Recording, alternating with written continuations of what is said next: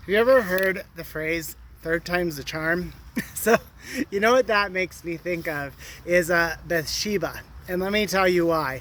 Last week we were in Moab for a love story, Boaz and Ruth with Naomi. And then from their marriage of Ruth and Boaz, they have a child named Obed.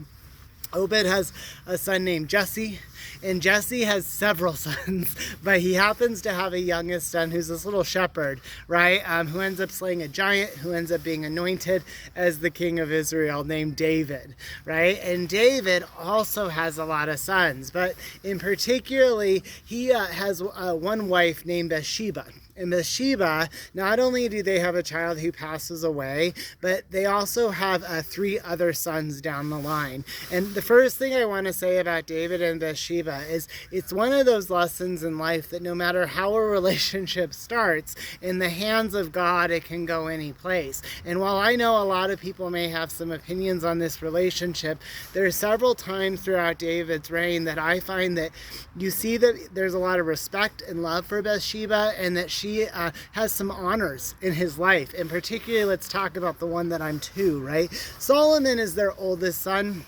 His wisdom is well known, and many people know a lot about Solomon, right? But I want to jump to that third time's the charm. Let's go to son number 3. So the beauty of their third son is that this is the first son that Beth-Sheba gets to name, which is one of those honors that I mentioned. And it's such a special kind of thing, right? Because here is one of the princes, right? And the first child and the second child were really named by David and by Nathan, the prophet.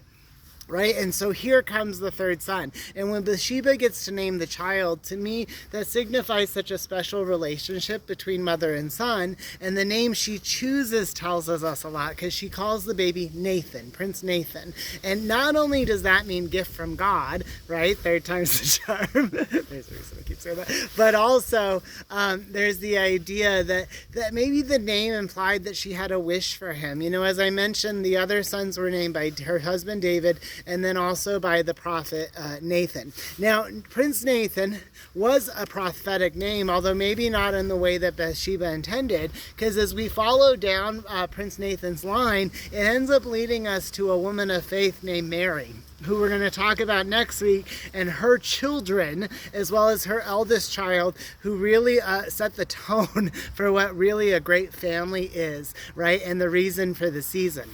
The bath to Beth-Sheba and Nathan, right? What I think is so special about this idea of this special mother-son bond is that the love that Beth-Sheba has not only for Nathan, but also for Solomon. You know, at the end of David's life, when he's very old and about to pass away, Beth-Sheba comes to him and she asks that he anoint Solomon as the next king, and he does it. Once again, I think it's just a great sign of honor for her. You know, these children, these sons of David and Beth-Sheba, the naming of Nathan, all leads up to what we're going to talk about next week, which is really great. So that third time is the charm. It's that third kid. They're full of surprises. I just got to tell you, right? Gift from God, Prince Nathan, leading us all the way up to Mary, who has Jesus, as well as some other kids we're going to talk about next week. Happy Sunday. Hope you're having a beautiful one. Chatting to Cheesman.